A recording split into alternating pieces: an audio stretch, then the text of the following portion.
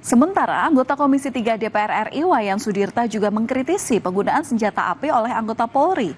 Wayan mempertanyakan SOP penggunaan senjata oleh Polri yang ternyata justru menyebabkan kematian warga dan sesama anggota polisi.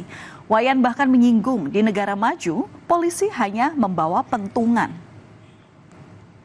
Orang mulai mengusik senjata yang dipegang polisi, Pak. Mulai diusik. Apa masih perlu kepolisian pegang senjata? Bisa Bapak gambarkan nggak di mana kelemahan-kelemahan SOP yang berkaitan dengan senjata sampai senjata itu dengan mudah yang harusnya melindungi rakyat tapi malah, maaf ya, bukan hanya membunuh rakyat tapi bisa membunuh polisi. Ini hati-hati karena kajian walaupun belum berupa undang-undang, kajian yang ada tentang bagaimana polisi cukup bermodalkan pentungan di berbagai negara maju, kelihatannya perlahan tapi pasti kita akan mengarah ke sana. Berikan gambaran kepada kami betapa masih pentingnya senjata itu dipegang.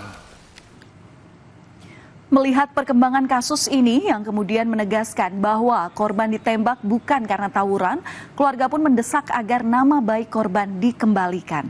Pernyataan Propam Polda Jawa Tengah saat rapat dengar pendapat di DPR menjadi dasar bagi keluarga untuk meminta hal tersebut.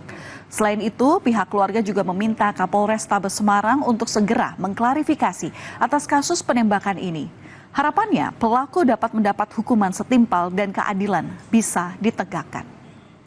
Belum ada istilahnya bukti-bukti yang kuat untuk menjerumuskan ke situ. Jadi saya mohon dari Bapak Kapolres Tabes khususnya segera mengklarifikasi apa yang disampaikan kemarin bahwasanya saudara saya Gama adalah anggota KREA atau anggota gangster atau apa itu, tolonglah segera diklarifikasi.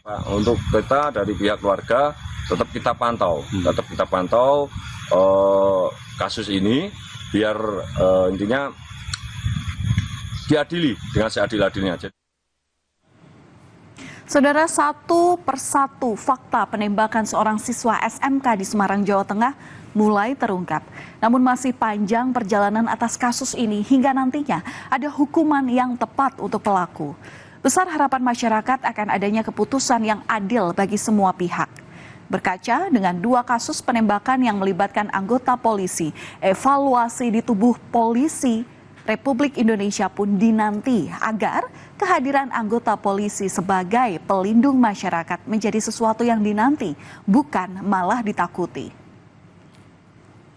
Kami masih akan kembali usai jeda dengan informasi mengenai Sun Haji yang merupakan pedagang es teh yang diolok-olok oleh utusan khusus Presiden bidang kerukunan beragama Miftah Maulana sudah memaafkannya.